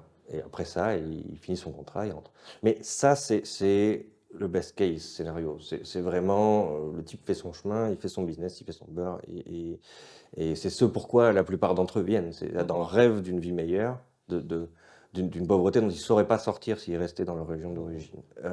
Pour une grande partie d'entre eux, c'est la captivité, c'est la maladie, aux maladies exotiques, aux des conditions de travail abominables. Parce que la plupart des engagés, c'est quand même pour faire des travaux de labeur au champ ou dans les usines, et c'est hyper dangereux. C'est-à-dire les explosions de machines à vapeur, c'est quand même assez courant. Les types qui sont brûlés dans des vapeurs de trucs, de sucre ou de choses comme ça. Enfin, il y a des Et tonnes de manières de. il y avait une prise en charge des blessés ou autres, ou alors qu'est-ce qui se Alors, il y a passait? des hôpitaux, évidemment, pour soigner Ça, ok, hein, des dispensaires, des choses comme ça, mais si t'es mutilé ou si tu es etc. mutilé, en gros, c'est pas. Alors, il y a, dans la famille Kervegen, on a la trace de la construction d'un asile, d'un lieu de repos pour les types qui peuvent plus Sorte de travailler, sanatorium. d'un sanatorium pour les types. Parce qu'en fait, ils ont des gros problèmes respiratoires à cause aussi des Des vapeurs de produits, de sucre. Et donc, voilà, t'as des types qui peuvent plus bosser, ou alors genre ils travaillent, ils aident à faire des petits travaux de ménage, des choses comme ça, mais ils sont pris en charge. Donc sinon tu peux être capturé pour vagabondage, envoyé en tôle, ce qui est pas mieux. C'est les bagnes de l'époque, c'est encore pire. Donc, Oui, c'est pas. voilà. L'Australie en est la démonstration, hein. Je veux dire, c'est pas une légende que un tiers des premiers colons australiens, c'est des bagnards. Euh, et donc, voilà, donc il y a une partie d'entre eux qui meurent quand même, soit des maladies attrapées pendant leur travail, soit des conditions de travail.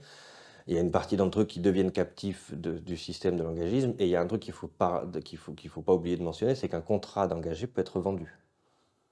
Ce qui veut dire que, imaginons, Carvegen prend un contrat d'engagé d'un engagé indien, le reçoit chez lui, il le revend à un autre propriétaire terrien qui a des terres à Maurice. Ok, il va à Maurice, bon, ça va, c'est le jour de bateau. Il revend son contrat à un type qui décide de monter des usines en Floride ou aux Caraïbes. Il y va, il n'a pas le choix. C'est sur son contrat. D'accord. Sa vie, pendant 10 ans, appartient au type qui possède son contrat d'engagé, quoi. C'est, Waouh. et là, tout de suite, ça rigole moins. Parce que tu te rends compte qu'en fait, finalement, oui, c'est exactement ça. C'est des conditions d'un esclavage sous contrat, sous une autre forme. Et l'engagisme perdure jusqu'au début du XXe siècle. C'est quelque chose D'accord. on a du mal à se représenter, mais c'est pas, il n'y a pas voilà, c'est pas genre il y a l'esclavage, c'est vilain, et le commerce triangulaire, et puis d'un seul coup ça s'arrête, il y a la Révolution Non, il y avait française, encore besoin de et bras. puis d'un seul coup c'est le monde des bisounours. Non, non, avec C'est, effectivement ouais, ouais, c'est quand même assez violent. Et c'est marrant parce que, alors bon, qu'à La Réunion, il n'y ait pas eu d'histoire, on l'a expliqué un petit peu, parce que centralisme français, parce que, etc., etc. Ok, mais dans les pays de départ de l'Inde, le Pakistan, etc., qui n'est pas non plus une histoire, parce qu'il y a dû y avoir beaucoup de gens qui partaient. Alors après, tu me dis que c'est les plus pauvres, alors bah, on raconte rarement l'histoire des pauvres, on est d'accord. Mais, ouais, mais tu sais, les esclaves, c'est un secret pour personne que c'est pas forcément les Européens qui sont allés les capturer dans les terres centrales de l'Afrique. Enfin, c'est peut-être en gros des ethnies entières qui en ont asservi d'autres pour pouvoir les vendre aux Européens. Alors, la demande fait l'offre. Enfin, l'œuf fait la poule. Il y a un moment donné où tout ça, c'est une espèce de marasme géosocial bordélique. Mais c'est pas. Voilà. oui, C'est non, la ce que même je chose voulais. avec l'engagement. Ouais. Il y a une espèce de honte nationale d'avoir Mm, vendu ses enfants. mm. Donc c'est pas toujours bien assumé. Il y a des monuments en Inde hein, sur Ouais, quand même, l'histoire de ouais, l'engagisme. ouais. C'est un des prochains sujets qu'on aimerait traiter. À Madagascar, il y en a assez peu à ma connaissance, mais ça mériterait d'être fait un jour parce qu'il y a énormément voilà. Mais là, eux aussi, il y a une histoire qui est parfois complexe. C'est-à-dire que certains engagés sont engagés pour être les geôliers des autres. Tu vois, donc c'est dans l'histoire de Madagascar, qui a servi de vivier d'esclaves, mais qui a aussi servi de vivier d'engagés. Il y a des peuples comme les Sakalava qui sont qui ont des soldats guerriers. On a une lance Sakalava qui est Il y a un équivalent dans les collections du musée de Toulouse sur lequel on aimerait beaucoup travailler. C'est un travail de recherche. Pour l'instant, je ne m'exprimerai pas en détail là-dessus, mais c'est parce qu'on a une illustration aussi dans les bibliothèques de l'Iconothèque historique d'un gardien de canne. Donc en gros, le type, il garde pas des cannes. Enfin, je veux dire, la canne à sucre, elle va pas se barrer en courant. C'est Pas clairement partir. le boulot du mec, c'est d'empêcher les esclaves marrons qui crèvent la dalle en vivant dans les hauteurs de l'île, de faire des descentes et de venir piquer des trucs dans la plantation là où ils ont besoin. Donc ou d'empêcher que Les esclaves des repartent engagés ou des des zones. esclaves se barrent ou de prévenir les départs de feu. Hein. C'est aussi un rôle de gendarme, pompier. Enfin, mais c'est un rôle qui est ambigu parce que le type, déjà, il a le droit de venir avec une arme de sa culture. Mhm. C'est donc il a sa lance, sa calebasse. Enfin, c'est pas voilà. Euh, ou- et puis il a pouvoir sur les autres. Hein. Donc à quel point on assume de dire ça dans une transmission Mhm. historique. Enfin, je veux dire, les Sakalava d'aujourd'hui sont évidemment pas ceux qu'ils étaient hier, mais ça fait partie de leur histoire aussi. Et ce qu'on voit dans les représentations des gardiens de Cannes Sakalava de la Réunion, c'est qu'ils portent un lamba, qui est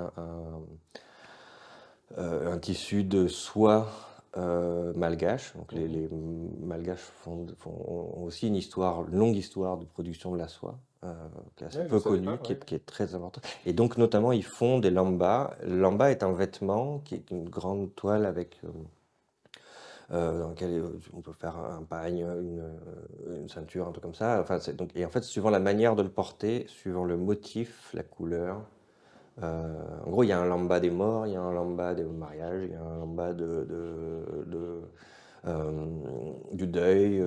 Donc Ça raconte une histoire, quoi. voilà, ça raconte une histoire de ta région, de ton groupe ethnique, de ta famille, de l'étape dans laquelle tu fais tes choix de vie. Il y a un écosystème extrêmement complexe. Alors, j'adorerais inviter des gens sur un plateau comme celui-ci pour raconter l'histoire des Ouais, langues, parce ouais, qu'il y a des films entiers à faire rien que sur l'histoire de cet objet, ce morceau de tissu qu'est le lamba. Mais par exemple, ça, c'est très intéressant. Et on ne peut pas parler du lamba sans parler des Sakalava, on ne peut pas parler des Sakalava sans parler de leur circulation dans l'océan Indien, mais ça veut dire qu'il faut aussi assumer le fait que euh, c'est pas toujours une belle histoire. Donc, faut assumer l'héritage européen, mais il faut aussi assumer l'héritage malgache, l'héritage africain, enfin, c'est le voilà, c'est démêler ça, hein, rendre une histoire complexe sans la rendre trop complexe pour être inintéressante, être capable de la transmettre sans la dénaturer ou la rendre un peu trop manichéenne voilà. Enfin, ouais, il y a Ouais, il un truc faut. qui m'énerve, c'est Disney par exemple. Genre, Lilo et Stitch, c'est un film magnifique Mhm. voilà, qui se passe à Tahiti, mais dans un Tahiti voilà, il y a toutes les couleurs d'enfants dans cette école, et puis on est vraiment dans cette histoire complexe qu'est le Tahiti des années 80 entre le fantasme du surf et le touriste américain. Enfin bref, Alors que Moana, par exemple, c'est insupportable. Je veux dire, on chante les bananes et les noix de coco, et puis, enfin, pour moi, c'est honteux. Voilà. Mhm. C'est pas comme ça doit- On doit raconter c'est, Et ça, alors ça, c'est vrai que c'est intéressant au niveau de raconter l'histoire parce que moi, en partie, j'ai vécu un certain temps à Nantes, je sais pas, une bonne dizaine d'années, voire plus, hein, une quinzaine d'années, quelque chose comme ça. Et l'histoire de ma famille est quand même liée en partie à Nantes, pas mal. Et une des choses, lorsque j'y suis allé dernièrement, il y a le château des Ducs. Et moi, j'avais le souvenir d'une iconographie au niveau justement de l'esclavage, parce que Nantes était un des ports qui s'est énormément enrichi avec le commerce triangulaire. Et j'avais le souvenir de maquettes, etc., d'une iconographie assez importante sur justement l'histoire de l'esclavage, à l'intérieur du musée des Ducs, qui raconte l'histoire de Nantes de manière générale. Et donc là, j'y suis allé bah, justement à l'occasion d'une exposition sur Gengis Khan avec ma fille. Je me suis dit, bah, tiens, on va aller voir le reste du musée. Et surtout, moi, j'avais envie de revoir ça parce que j'en gardais un souvenir assez prégnant, notamment de cette maquette où on voyait ce bateau et on voyait comment les esclaves étaient les uns sur les autres dans les cales. Je pense qu'il n'y a pas d'autre solution que pour se rendre compte de ce que ça donne. En tout cas, moi, ça m'avait frappé Il y a en tant ça. qu'ado. Il y Attends, a tout- attends, je je vais aller pense que la jusqu'au bout. maquette, elle est au musée de l'Orient maintenant. Eh ben ouais, et je me suis dit, mais pourquoi, bah, tout d'un coup, séparer, on va dire, alors, ok, c'est bien de faire un musée de cette histoire-là, mais d'un autre côté, le problème, c'est que le fait de l'isoler fait que lorsqu'on va aller voir l'histoire de Nantes, bah, ce qu'on y a vu, et je me souviens, j'étais avec un de mes meilleurs amis qui est originaire de La Réunion, bah, on était extrêmement déçus parce qu'on s'était dit, ok, on te raconte l'histoire, il y a quelque chose, il y a quelques iconographies, quelques trucs qui restent quand même, hein, et tout n'a pas été enlevé. Mais moi, j'avais le souvenir de ce truc-là fort qui marquait vraiment, parce que ça a marqué l'histoire de Nantes, et je trouvais ça vraiment dommage de l'avoir enlevé sous prétexte, ok, on a fait un musée pour vous, et, euh, et à l'intérieur de l'histoire de Nantes, bah, il y a plus, en tout cas, cette partie-là est moins prégnante et je trouve ça dommage parce que ça veut dire que tout d'un coup, on isole euh, du reste de l'histoire, du reste du mélange et des choses dans ce genre-là. Et comme tu dis, il faut accepter aussi bien l'histoire, on va dire les bons côtés de l'histoire, même si... et ses côtés sombres, etc. Et que bah, Nantes, clairement, est née de tous ces mélanges-là, aussi bien Dame de Bretagne que de l'histoire de l'esclavage. J'ai une position mitigée de l'exemple que tu donnes Mm. parce que j'ai le sentiment. Alors, pour moi, il faut que cette transmission, elle soit pas que dans les musées, déjà. Mm. C'est Oui, la oui, oui, première oui, chose. bien sûr. C'est-à-dire, si le travail qu'on fait avec Objet Témoin, avec Mm, Forget Me Not, de, et pour compléter ce qu'on a dit tout à l'heure, le travail de reconstitution et de recherche qu'on a fait sur ces personnages, on les recrée. On les fait incarner par une mm, personne physique, on lui fait porter les vêtements, ça donne la photo que tu as montrée. C'est très important de montrer que déjà c'est une vraie personne, c'est pas parce que c'est un dessin que c'est un mm, personnage mm. fictionnel qui a vraiment existé, qui avait un nom, une famille, probablement des descendants, Oui, c'est important. et que une partie de lui existe dans chaque Réunionnais aujourd'hui. Mm. Et cette parole-là, elle se complète dans le fait de travailler, de produire un artiste, un photographe, un performeur. Donc on a travaillé avec des artistes, on a présenté des artistes comme Corinne Boyer, comme voilà, des gens qui sont les héritiers de ça et qui redigèrent à leur manière, dans leur vie d'aujourd'hui, ce qu'est cet héritage. Et ça, c'est. Voilà. Alors que dans les musées, c'est vrai qu'il y a un côté un peu figé. On fait une espèce de photographie, on met dans une bulle de verre un objet Mm. patrimonial comme ça.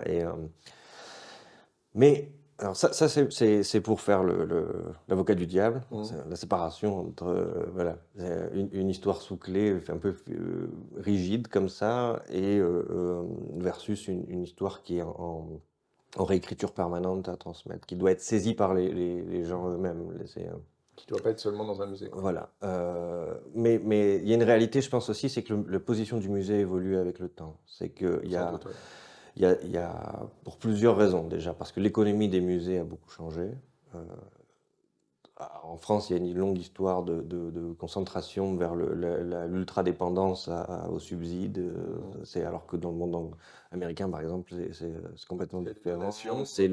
Il y a une présence du privé via les universités ou directement des investisseurs privés. Donc, on peut dire qu'il y a une espèce de manipulation de l'histoire par le côté les équipes marketing des businessmen qui financent la transmission culturelle. Comme l'État manipule l'histoire Voilà. aussi, il Mais réécrit l'histoire nationale et paradoxalement, voilà, réécrit. en fonction de la girouette politique française, les subsides sont attribués ou pas, et donc des collections entières se retrouvent à dormir au fond d'une cave, alors que d'autres, tout d'un coup, sont. Enfin, donc on réécrit l'histoire tout autant. Hein. Donc Ah oui, il oui, n'y a tout à aucune fait. naïveté par rapport à ça. Par contre, je pense qu'il y a une réalité, mais qui se retrouve aussi en Belgique. L'exemple pour moi du musée du cinquantenaire, avec qui on a eu la chance de collaborer, au Donc travers. pour ceux qui ne sont pas bruxellois, le musée du cinquantenaire, c'est le C'est le musée. musée de l'histoire militaire, Mhm. euh, le musée de l'armée et de l'histoire militaire. Donc c'est à la base de ce que je comprends de l'histoire de cet établissement, on est sur un pur produit de l'histoire militaire belge. C'est-à-dire que ce truc qui était déjà, les musées étaient gratuits, ça c'est bien, enfin, c'est évidemment ce qu'on veut tous, la culture ça ne doit pas être mercantile. Mais le paradoxe de ça, c'est que ça rapporte pas d'argent, donc c'est compliqué. C'était tenu que par des bénévoles, des anciens combattants. Ben, et donc l'histoire racontée par le type qui était content d'être dans son temps que en 45, c'est pas forcément. euh, il n'a pas forcément la bird view de mettre ça dans un contexte, voilà, de faire une muséographie autour de ça. Et donc, on s'est retrouvé avec la grande galerie du musée du cinquantenaire. On est un exemple parfait. C'est une accumulation, c'est un Oui, entrepôt. c'est C'est un- plein de... c'est rempli du sol au plafond. Les mecs, ils ont tellement d'épées qu'ils ont fait des espèces d'éventails sur les murs. On sait pas qu'en foutre. Enfin, c'est un tas de broles empilés. Alors que oui, au milieu, tu as eu des tentatives d'essayer d'organiser ça, de le ranger un peu, de faire des vitrines un peu thématiques, et puis d'inviter des dessinateurs de BD belges à faire des petites cartouches rigolotes. Mais c'est daté. C'est-à-dire que Mhm. même maintenant, lire le cartouche qui a été fait dans les années 70 ou 80, il est un peu, déjà, il est tout passé, tout moisi. Enfin, puis c'est pas, il y a trop de texte. C'est pas la manière contemporaine de voir le truc. Et donc, du coup, il faut faire un choix. Il faut faire, si on veut faire une muséographie qui est compréhensible, qui s'adapte à son public, qui intéresse le jeune public. Parce qu'évidemment, on a plus envie qu'ils aillent au musée qui traînent, qui passent leur journée sur TikTok. Ouais, c'est Excusez-moi, un peu... C'est l'image... c'est un contre-exemple. Je suis pas anti-TikTok, mais j'ai quand même beaucoup de crasse. C'est difficile. Non, le problème des réseaux sociaux, c'est que c'est fait pour que tu restes, pour que tu Donc restes voilà. dessus et que finalement, tu perds Donc la il y a notion une du temps. mécanique de consumérisme qui fait qu'on rentre pas dans la profondeur du truc. Donc tu dois capter l'attention de quelqu'un. Donc pour annoncer un sujet ou traiter d'une petite parenthèse, c'est très bien, mais il y a des sujets qui ont besoin d'être creusés, quoi. Des sujets comme la résistance, la collaboration, des choses comme ça. C'est des sujets complexes, qui affectent toutes les familles. Enfin, Mhm. et donc ça se Après, tu as l'école quand même qui est un vecteur où beaucoup d'enfants découvrent les musées à travers Il l'école. y a ça, mais même à l'école, hein, il y a aussi une vieille habitude d'empiler des vieux livres poussiéreux Oui, sur les oui. murs, enfin, que personne n'ose jamais enlever, parce que ça fait partie du patrimoine de l'école, mais qui ont, ça se trouve, été écrits par des descendants de colonialistes. Enfin, c'est Ouais, les- après, il y a quand même pas mal de... J'ai l'impression que ça bouge quand même pas mal à ce niveau-là. Mais... voilà. Enfin, en tout cas, pour toutes ces raisons, il est important de savoir faire tourner les collections qui sont présentées et de réimaginer en permanence ce qu'on met en place. Et donc, c'est vrai que là où je comprends la complexité du travail d'un muséographe contemporain, c'est que face à cette profusion d'images dans laquelle on vit maintenant, face à cette complexité qu'on redécouvre, parce qu'à un moment donné, on était bercé aussi de discours un peu simplistes sur certains sujets. En fait, c'est plus simple de se pencher sur un sujet comme ça quand il y en a moins.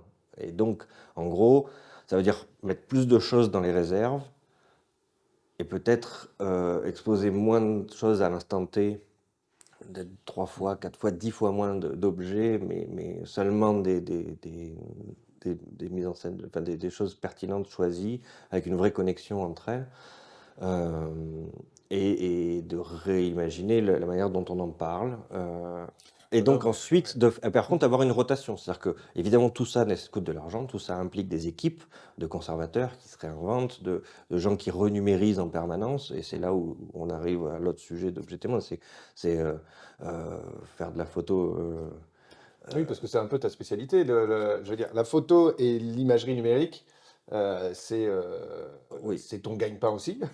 oui, je travaille, je fais les deux. Je vends des images pour vivre et je vends des technologies qui permettent à d'autres de faire des images.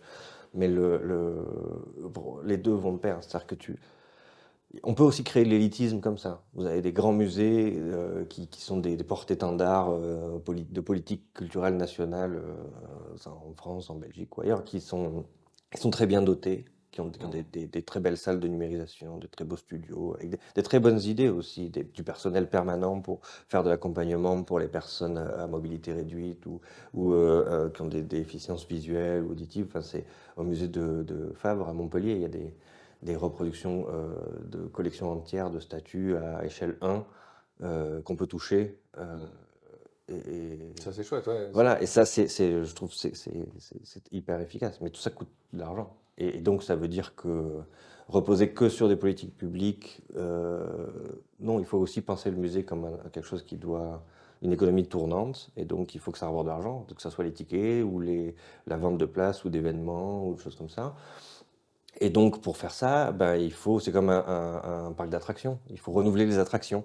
Et donc, Il faut donc donner aux gens de venir, de revenir. voilà, donc si vous accumulez pendant 30 ans dans la même pièce les mêmes choses, bah, voilà, vous pouvez passer un Oui, coup de c'est vrai, chiffon, mais il y oui. a aussi une obligation quelque part d'accélération de la D'accord. part Et des donc, musées. c'est, à ton avis, c'est pour ça que cette chose-là qu'on a vue, nous, ados, bah, elle n'est plus là. Pourtant, elle m'avait tellement marqué que j'aurais aimé la revoir, mais c'est... Je pense qu'il y a un besoin, Oui, il oui. y a une vraie complexité, et ils sont dans un espèce de tiraillement Mhm. entre des choses qui font partie d'une histoire collective qui devraient être en permanence là, et de l'autre côté, une obligation de créer une envie de revenir pour que les familles reviennent tous les 3 mois, 6 mois. Ce truc, c'est une. Voilà, il y a des exemples très, très efficaces. Et puis de réinventer aussi la manière dont on visite un musée. Je trouve qu'il y a des idées qui ont été proposées pendant le confinement, où comme c'est des lieux publics, c'était fermé comme le reste. Et le British Museum, des gens ont tout de suite eu des idées très simples, comme prendre un curateur et le faire se promener avec une tablette. On prend rendez-vous, on paye le même prix que le ticket d'entrée dans le musée, mais on se promène avec le type qui a rangé la collection, et on lui pose les questions en live, en petits groupes. C'est pas 300 personnes en même temps dans une conversation Zoom imitable. Vous faites comme si vous faisiez une petite visite guidée. Alors à la fois, c'est dommage parce que vous voyez pas les objets en physique, en vrai, mais en même temps, c'est une chance parce que pour une fois, vous pouvez avoir le curateur lui-même euh, entre les mains et lui poser vos questions sur les objets qui sont présents, ce qui est une chance inouïe. Enfin, alors que la plupart des temps, c'est que les chercheurs qui les ont. Donc il y a cette réinvention à trouver comme ça. Enfin, pour moi, on a une vraie complémentarité en tout cas. Il y a, il y a, il y a le travail des chercheurs, il y a le travail de conservation et de monstration des musées qui doit être en réinvention permanente. Et il y a le travail enfin, que je me considère comme consommateur, héritier de tout ça. Enfin, je fais moi j'ai l'impression qu'avec Forget Me Not, Objet témoin, il suffit pas de râler que tu as été voir une expo et qu'elle était chiante. Enfin, ou que tu as été voir une visite en 3D d'un truc pour lequel tu as payé 60 balles, et puis en fait, tu as fait 500 mètres au milieu de 3 vidéoprojecteurs et c'est fini, quoi. Enfin, tu vois, t'es un peu frustré, tu as l'impression de faire piquer ton pognon. C'est, euh, et d'un coup, tu te dis, bah oui, enfin, tu jettes le bébé avec l'eau du bain, quoi. Genre, oui, la 3D, c'est des bullshit de connards de marketeux, excusez-moi pour l'expression. Parce que non, parce qu'il y a il y a des vraies possibilités de choses intéressantes à faire avec ça. Il y a des vraies possibilités on n'est plus obligé en 2023, 2024 d'acheter un maîtreur LIDAR Leica BLK à 40 000 euros pour numériser une grotte dans un village des Ardennes. On peut le faire avec le lidar d'un iPhone 14 ou d'un iPad Pro c'est à 500 balles ou à 1000 balles. Et donc ça, c'est intéressant. Ça c'est des questions qui sont intéressantes à se poser. C'est-à-dire que vous avez ces grandes institutions phares, un peu tête d'affiche, qui vont avoir les ressources universitaires, les ressources politiques, les ressources financières pour s'équiper de ces matériels-là, et qui de temps en temps vont faire profiter les autres, mais c'est pas systématique. Il y a dans les pays comme en France ou en Belgique qui ont les moyens de le faire, des politiques d'archéologie préventive. Quand on fait un trou dans la chaussée pour construire Oui, on a un découvert tuyau et qu'on trouve des os de mammouth, voilà, on a les moyens d'arrêter le chantier et de faire venir 3 archéos pour faire ça correctement et Oui, on a étudier un peu découvert ce des qu'on peut mammouths, faire. effectivement. Et donc, je suis pas en train de dire qu'il faut faire de l'archéologie amateur là où on n'a pas l'argent de le faire systématique. Je pense que c'est d'ailleurs la peur. Les dépositaires de la culture institutionnelle, que ce soit universitaire, les chercheurs, les muséographes, les directeurs de musée, ont très peur des détectoristes, par exemple. Les- Du type qui se promène avec un détecteur de métaux et puis au milieu d'une vigne à côté de Toulouse et puis qui détecte un ping, qui va se mettre à creuser et qui flingue tout. Enfin, alors oui, il est content, il a trouvé 10 pièces en or avec une tête romaine dessus. C'est, alors techniquement, ça appartient à l'État, donc c'est pas à lui. Donc, il est censé le déclarer. Donc du coup, comme c'est un peu illégal de les garder, mais qu'il est content parce qu'il a trouvé son trésor, de qu'il le garde caché, donc personne ne le voit jamais. En plus, il a flingué le site. Ça n'a pas été fouillé correctement parce qu'il a fait ça avec une pelle et une pioche et il a tout bousillé. Donc euh, il y a une destruction du contexte historique qui aurait permis d'analyser comment ces pièces se sont retrouvées là, enfin, de l'époque qu'elles ont. Donc il y a une peur de ça. Mais cette peur, elle est on peut aujourd'hui trouver, il y a un juste milieu entre ces deux extrêmes. Donc la précarité archéologique totale un peu Far West et puis les gens qui ont les moyens de faire des recherches archéologiques, genre d'arrêter un chantier pendant 4 ans pour faire ça correctement. Et donc là, l'association Ouais. Objet de témoin, quelque part, c'est d'essayer de créer cette espèce de Moi, je pense que c'est ça, chaînon voilà. manquant Il y a entre les deux, quoi. entre les moyens de production offerts aujourd'hui par l'IA, où on peut traiter des masses d'images sans être obligé d'investir dans des serveurs de broadcast de télévision, entre les possibilités, je le citais, du lidar embarqué d'un téléphone portable, bon, un peu au modèle, mais qui reste quand même le Oui, oui, dixième ça du n'a rien à prix voir. Bah, d'un c'est comme outil. on arrive à faire une émission là Voilà, avec des moyens qui sont quand même assez exactement. Voilà. ridicules par rapport à du broadcast Et télé, tout quoi. ça, voilà. Et de la manière de le présenter, le fait de pouvoir utiliser donc des technologies. Le lidar, c'est du laser, donc c'est non destructif. Enfin, je veux dire, vous Mm, creusez pas des trous dans une grotte quand vous faites une mesure au lidar avec votre mm. iPad. Et donc ça, c'est bien. Ça veut dire que ça permet de faire de la conservation préventive. Voilà, la petite ASBL, on a fait un chantier de collaboration avec bon, un endroit qui maintenant est pris en charge par des professionnels, donc on ne sait pas du tout leur couper l'arbre sous le pied, mais il y a 2 ans, on a travaillé avec des grottes préhistoriques où il y a des mains d'enfants dans les Pyrénées. Et le, et voilà, et le village qui abrite le lieu de ces grottes, il y a 300 habitants. Ouais, les mecs, ils n'ont pas d'argent. Enfin, Non, non, oui, il n'y a pas là. Non. Mais si- bon, ça, c'est un autre problème parce que s'ils ont euh, 100 000 balles, c'est pour construire la route, améliorer le réseau d'eau, quoi. tu parles beaucoup d'argent et effectivement, il faut de l'argent pour pouvoir remettre au goût du jour les collections et donc attirer le public pour que bah, ce savoir se transmette et se sache, quoi. Et c'est important.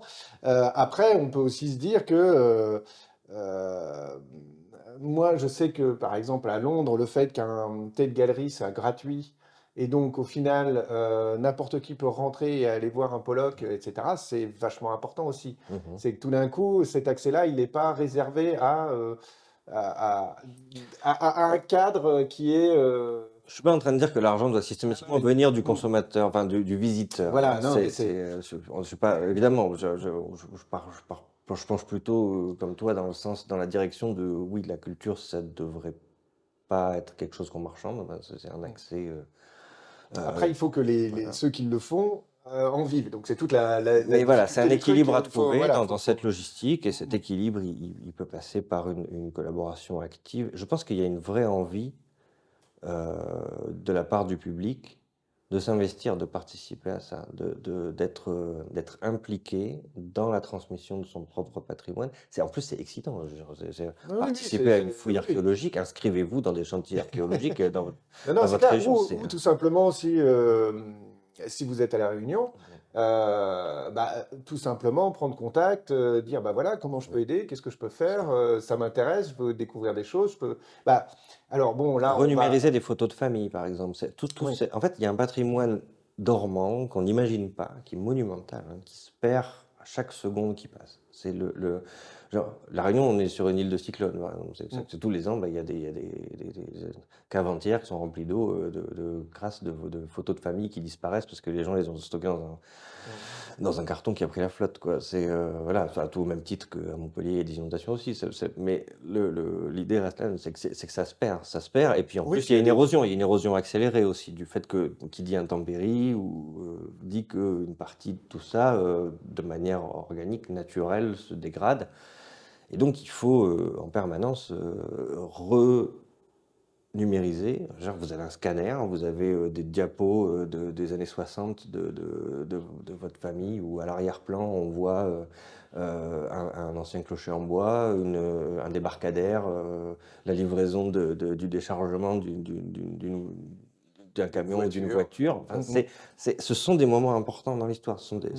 Tout ça est un faisceau convergent d'informations qui permettent de garder trace et de construire un héritage conscientisé et étudiable de ce corpus-là. Et donc, je suis pas en train de dire aux gens d'aller sortir des pelles et de faire des trous au fond de leur jardin toutes les 5 minutes, mais ce que je trouve intéressant, c'est de montrer, de transmettre. On fait des choses, ou on prend en charge des choses qu'on nous demande, nous, de numériser. Ça, c'est une partie de ce que j'estime fait partie de notre travail. Mais aussi, on accueille des gens qui viennent avec une envie d'apprendre à être eux-mêmes. C'est dans ce sens on rejoint le travail de chercheur d'autres qui fait essentiellement ça sur les peuples de Guyane, du côté de Saint-Laurent-du-Maroni, Maripasoula, etc. Et voilà, c'est des gens qui ont une culture orale. Ça peut aussi être ça, des chansons de famille. La culture c'est pas forcément les vieilles pierres, c'est pas forcément les Non, non, châteaux, c'est pas forcément parce que c'est ça me pas fait forcément penser des objets. pareil aux banlieues françaises Voilà, qui ont leur propre histoire qu'on efface au fur et à mesure exactement. et qui pourtant ces quartiers-là ont leur histoire, ont Enregistrer la version d'une comptine de votre grand-mère, Mm, mm. c'est une manière de créer un patrimoine. Et ça doit exister. Et si c'était enregistré sur vinyle et que c'est fini, que c'était sur CD et que la CD ça se périme, Oui, ça se fait, il faut faire attention. et ben Attention, les. voilà, et ben tous les 10 ans, les Mm, musées font pareil. Les, mm, les musées ont des collections qui existent sous forme de plaques photographiques, qui renumérisent, qui existent sous forme de négatifs, qui renumérisent, qui existent sous forme de datasets. Et ça fait partie aussi du processus. Soit partir de l'objet et en faire quelque chose, soit accompagner la vie de cette archive et continuer à la convertir dans des formats qui permettent cette conservation. Le format universel impérissable n'existe pas. Et puis, quand bien même, c'est de toute façon, il faut se replonger, comme on le disait tout à l'heure, en permanence dans cette histoire. Moi, je redécouvre l'histoire de mon île. Ce que je croyais connaître de l'histoire Attention au micro. Pardon. Ce que je croyais connaître de l'histoire de la Réunion se réécrit en permanence. À chaque fois que j'ouvre un livre d'histoire ou un document de l'époque qu'on étudie, donc c'est 1848-1880 dans le cadre du projet Forget Me, voilà l'histoire de ces engagés, leur histoire individuelle. Pour certains, on sait par quel bateau ils sont arrivés, on sait comment ils s'appellent, on sait combien d'enfants ils ont eu, c'est pour qui ils ont travaillé, et ça, je trouve que c'est extrêmement important. C'est l'exemple des maisons qu'on a sur la photo qui sont là, ça c'est Raymond Cartier, un architecte qui a documenté le lieu de ses futurs aménagements quand il est arrivé dans la commune du Tampon à La Réunion, et donc il a eu la chance de photographier les dernières maisons d'engagés avant leur destruction, leur remplacement par des lotissements. D'accord. C'est pas anodin, dans une exposition qu'on a faite pour les Journées européennes du patrimoine en septembre, voilà, des descendantes d'une grand-mère, enfin, qui a habité dans une de ces maisons. Elles en ont pleuré, quoi. Enfin, on voit, c'est l'histoire dont on nous a entendu parler dans la famille, que personne n'osait raconter. Et elle est là, elle est Elle encadrée, existe. elle existe, et elle est prise au sérieux, elle est traitée avec dignité. Mm. Ça aussi, c'est important. Je pense qu'avoir. Oui, oui, c'est très. Bah, c'est ce que je disais à un moment, l'histoire des plus pauvres n'est pas forcément racontée. Il n'y a pas d'échelle Et, de valeur, c'est mm, ça. Enfin, genre, évidemment, sur tous les tableaux, vous avez, qui c'est qui commandite les tableaux? C'est les Bourges. Et donc, le type que vous voyez au premier plan, c'est le mec qui a payé, quoi. mais derrière, des fois, il y a le décor C'est et il ça. faut aller regarder le décor derrière. Alors que, enfin, comme on a vu, on est dans un ratio de 1 pour 5, 1 pour 10. Donc, Ils sont où les 10 autres qui sont C'est derrière clair. lui? C'est quoi leur vie? Qu'est-ce qu'ils Mm. font le matin quand ils se C'est lèvent? Et Voilà. donc, ton travail, donc là on a parlé de Objet Témoin. Donc si on veut retrouver déjà le travail que vous avez fait, il faut aller sur... Alors, le hub, c'est le site d'Objet Témoin, Ok, www.objettémoin.org. au pluriel? Objet, J-E-T-T-E-M-O-I-N D'accord, .org, Objet Témoin en singulier. ok. Euh, c'est pas un titre que j'ai sucé de mon pouce, comme disent les Belges. C'est le titre d'un livre qui m'a marqué dans mon enfance, qui D'accord. traitait spécifiquement du sujet de la photographie et la transmission patrimoniale par l'objet. Voilà. C'est, Ok. donc, livre que je n'ai malheureusement pas dans ma collection. Donc, si quelqu'un l'a, Si je quelqu'un suis très intéressé. Ça fait 3 fois que j'essaye de l'acheter à des antiquaires et qu'ils me disent qu'ils l'ont perdu. pour au moins le numériser, quoi. Oui, voilà. Et donc, mais voilà, tu vois, les chats font pas des chiens. Je suis tombé amoureux de ce livre enfant qui parlait de photographie qui étaient magnifiques, ces photos d'objets et évidemment Et ça t'a suffisamment marqué pour appeler... et voilà. Moi, je fais ça depuis 20 ans, mais voilà. En tout cas, en Belgique, c'est le choix que je pense que ça restera le nom que je donne à ce projet-là, qui est le projet d'une vie. Et autour de ça, donc depuis le site d'Objets Témoins, on peut y voir les archives du travail, des collaborations qu'on a faites avec le musée du cinquantenaire pour parler d'histoire belge, Mhm. euh, de, avec donc les grottes des Pyrénées, avec des différentes expérimentations qu'on fait, puisque en gros, c'est aussi partager des techniques. Hein, Oui, parce que c'est super intéressant. voilà. Bah, c'est vrai que là, il y a plein de... Et Toi-même, tu expérimentes beaucoup voilà. et tu mets en place des C'est un workflows, des laboratoire. choses comme ça. Oui, voilà. On a l'humilité de savoir qu'on ne sait pas tout ce qui peut être fait, comment ça peut être fait. Et donc, c'est comme tout le monde, les développeurs exposent leur laboratoire publiquement, ça s'appelle GitHub. Et C'est vrai. voilà, et ben, on peut faire la même chose pour le patrimoine.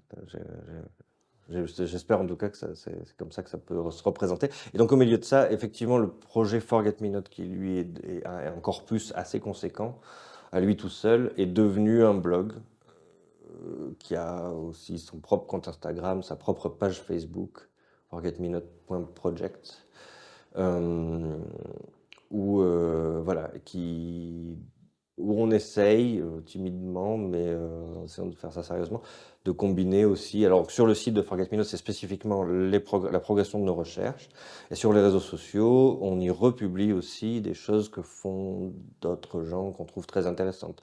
Ça peut être aussi bien des gens qui travaillent sur le reenactment, comme disent les Anglais, c'est-à-dire les reconstitutions de costumes. Donc, une les héroïnes les plus connues, c'est Bernadette Banner, par exemple, qui recrée des robes de l'Angleterre victorienne, des choses comme ça, qui explique vraiment toutes les étapes, les contraintes que ça implique aussi pour la personne qui les porte. J'imagine, surtout pour les femmes à l'époque. Voilà, donc il y a toute une histoire qui vient. Et moi, je trouve ça très intéressant parce que, en fait, le fait de travailler par l'objet, euh, ça nous permet aussi d'évacuer le sujet. Évidemment, tout est politique. D'être classifié de post-colonialiste ou de choses comme ça, enfin, il y a une forme de. C'est un terrain ambigu. On touche à des histoires dont tout le monde n'a pas envie de parler, on ouvre des livres que tout le monde n'a pas envie d'ouvrir. Euh, c'est une histoire qui est importante, qui doit être traitée, mais en fait l'avantage de travailler par l'objet, voilà, ce qu'on fait, c'est on cherche comment on faisait de la teinture à l'indigo en 1850 à La En Réunion. fait, ça donne un guide pour aller regarder ce qui Voilà. finalement, Mais au qu'est-ce que ça final, en impliquait. étudiant ça, on ne parle pas que de La Réunion, on parle des îles néerlandaises où sont produites l'indigo, on parle évidemment pas que de l'arrivée des engagés à La Réunion, on parle des comptoirs d'engagés en Inde, à Madagascar ou en Afrique du Sud où ils ont signé leur contrat. On parle évidemment pas que des usines sucrières de La Réunion, Maurice ou des Caraïbes, mais des fonderies belges de Gand, Anvers. Donc l'idée, c'est de partager ça. Donc là, on peut retrouver ton travail sur forgetmenot.org et Donc non, objet-témoin. objet témoin. Voilà. On recommence. Du hub objet témoin, on Ouais, peut aller dans les projets et depuis les projets, on peut retrouver l'accès direct vers le blog qu'on a dédié au projet Forget Me Not, d'accord. voilà, qui est suffisamment conséquent pour avoir son propre Voilà. site qui va avec les 2 réseaux sociaux dans lesquels on combine nos travaux et ceux d'autres chercheurs. Euh, voilà, où on se permet de citer Bernadette Banner, on se permet de reposter des choses publiées par l'Iconothèque historique de l'océan Indien. Il y a une diaspora réunionnaise très active sur un site qui s'appelle Réunionnais du Monde aussi, Mhm. euh, qui publie régulièrement d'ailleurs des sélections de photos de famille, de photos D'accord. Ok. anciennes, qui sont Et donc, très si on a intéressantes envie de aussi. participer au projet ou simplement vous apporter de l'iconographie, etc., c'est via Alors, il y a un objet formulaire de témoin. contact sur le site d'Objet Témoin. Je recommande quand même, parce que c'est moderne et plus simple et plus direct, de passer directement par les réseaux sociaux. Mhm. Donc Instagram, Forget Me Not Project ou la page Facebook. Euh, Comme ça, déjà, on est plusieurs membres du projet à recevoir votre D'accord. message et ça, voilà, on essaye d'y répondre sous 24-48 heures à minima. Oui, oui. Et voilà, on est très avide d'entendre les histoires individuelles que tous les gens ont à partager, toute forme de documents qui sont présents dans les familles ou d'objets. À La Réunion, vous avez au fond des jardins, vous avez des bacs à fleurs chez la moitié des gens, et en fait, c'est des anciens morceaux de machines à vapeur Oui, bah, de l'époque industrielle. Et donc, ça fait tellement partie du paysage que les gens oublient ce que c'est, mais en fait, c'est un vrai objet patrimonial, ça mérite d'être. Il faut le documenter quelque part. eh ben, c'est super. Voilà. Et ça peut permettre aussi à ceux qui voudraient faire ce genre de recherche, Mm. mais sur un autre sujet, sur une autre histoire, bah, de s'inspirer, de voir les techniques que vous utilisez, de voir comment conserver tout ce savoir, etc., pour justement bah, pouvoir raconter l'histoire, une autre histoire. Je pense, bah, on a parlé je pensais aux banlieues par exemple, je pensais Ouais. aussi on parlait de la Réunion, mais l'histoire de la Bretagne, l'histoire de... Moi, ma grand-mère qui me raconte le bombardement de Nantes, par Mhm. exemple, c'est un truc, c'est quelque chose qu'on sait. On sait que les Alliés ont bombardé en fait des villes. Mm. Saint-Nazaire a été rasé, mais que quelqu'un qui a vécu ça raconte cette histoire-là, en fait, elle est très très peu racontée en fait, cette Oui, tout histoire-là. à fait. Alors que C'est des c'est quelque documents chose précieux de... qu'il faut faire exister, tout ça. Voilà. Voilà. Et Nous, c'est... on fournit du matériel, des équipes. Et oui, je précise aussi, on est tout ce qu'on fabrique est sous licence Creative Commons. D'accord, oui, ce Donc, qui est ça un... veut, ce qui est, c'est une des valeurs qu'on défend. Mm. C'est donc tous les outils effectivement qu'on produit, que ce soit des templates de métadonnées pour Lightroom, pour gérer des gros volumes de photos ou des choses comme ça, nos modèles de sites, tout ça est basé sur l'open source et tout ce qu'on a construit est disponible sur demande. Je n'ai pas un catalogue exhaustif de tout ce qu'on a fait, mais c'est euh, Et l'idée, c'est de voilà. partager aussi bien l'histoire que la manière de raconter cette histoire, Exactement. quoi. Voilà, on est Mhm. très transparent sur les outils et tout ce qu'on fabrique comme outil pour nous, on le redistribue à qui en a besoin ou on accompagne toute autre personne qui a envie de s'en servir pour un projet qui lui est propre. Voilà. Les seules données qu'on ne partage pas sont les données qui ne nous appartiennent pas, comme celles des musées, de toute Mhm. évidence. Et voilà, je ne vous dirai pas où sont planquées les cartouches du musée du cinquantenaire, mais voilà. Ok, eh ben, chouette. Moi, j'ai appris beaucoup de choses. J'espère que ça vous a plu aussi. Est-ce que il y a quoi c'est quoi le prochain rendez-vous? Il y a un rendez-vous Nous, le prochain rendez-vous cette année, en hmm, 2024, on travaille sur la reconstitution d'une personnalité intéressante qui s'appelle Bushiana, qui est un oui, Indien engagé qui, lui, a fait les deux les voyages, retours. voilà, les retours, donc partir d'Inde, venir à La Réunion, rentrer en Inde à la fin de son contrat. Euh, on cherche également des collaborateurs et modèles. On recrute pour la campagne 2024-2025 des gens qui sont... C'est pas toujours évident Hmm, de trouver des personnes Mais pour moi, c'est important. Ça fait partie du projet, je pense, hmm. de montrer que des personnages historiques vivants ont une réalité. Surtout maintenant avec la vague d'illustrations Barilla. On a aussi des projets liés à l'IA, mais j'ai conscience la vérité historique va être encore plus noyée dans un brouhaha visuel et documentaire, encore plus qu'avant. Et donc, le fait de faire incarner ces recréations d'objets, de costumes avec des personnes vivantes, c'est important pour nous. Mais c'est pas forcément évident. Genre, tout le monde n'accepte pas de jouer le rôle d'un ancien esclave. Euh, Non, non, mais ben, c'est si ça un- fait partie de son histoire aussi, c'est quelque part une manière de l'habiter et Oui, enfin, c'est, voilà, voilà, ça peut être, de l'approprier voilà, un voilà. enfant de marin. Enfin, c'est toutes Mhm. les, c'est pas un rapport ethnique, hein, on cherche pas que des noirs, des blancs, des jaunes. C'est vraiment un état d'esprit. C'est voilà, on a rencontré des gens extrêmement intéressants au cours de ce projet. Parce que justement, je pense que c'est ça. Si on le prend pour, pour cette belle et vraie raison qu'on veut transmettre à nos enfants une histoire avec notre vérité et pas juste la manière dont elle a été écrite par d'autres avant nous, il faut être acteur de cette transmission. Eh ben chouette. Eh ben merci Julien de nous avoir accueillis chez toi, hein. On est alors dans un studio dont tu te sers pour diverses choses, et on a les lights ici, hein, qui sont effectivement Oui, les tiennes, voilà. Pour nous, bah, on se retrouve dans un mois pour une prochaine émission. Alors, ça nous amènera mi-avril. Mi-avril, il y a le BIF. Et donc, sans on doute, y sera Julien aussi. sera là aussi pour le BIF. Le BIF, c'est le Festival de films fantastiques de Bruxelles, fantasy, fantastique, etc. On y est chaque année. On va voir ce qu'on va faire exactement, mais on fera au moins une émission à partir de là-bas. Et puis voilà, et puis d'ici là, bah, portez-vous bien, puis on se retrouve bientôt pour de nouvelles aventures. Ciao! Merci.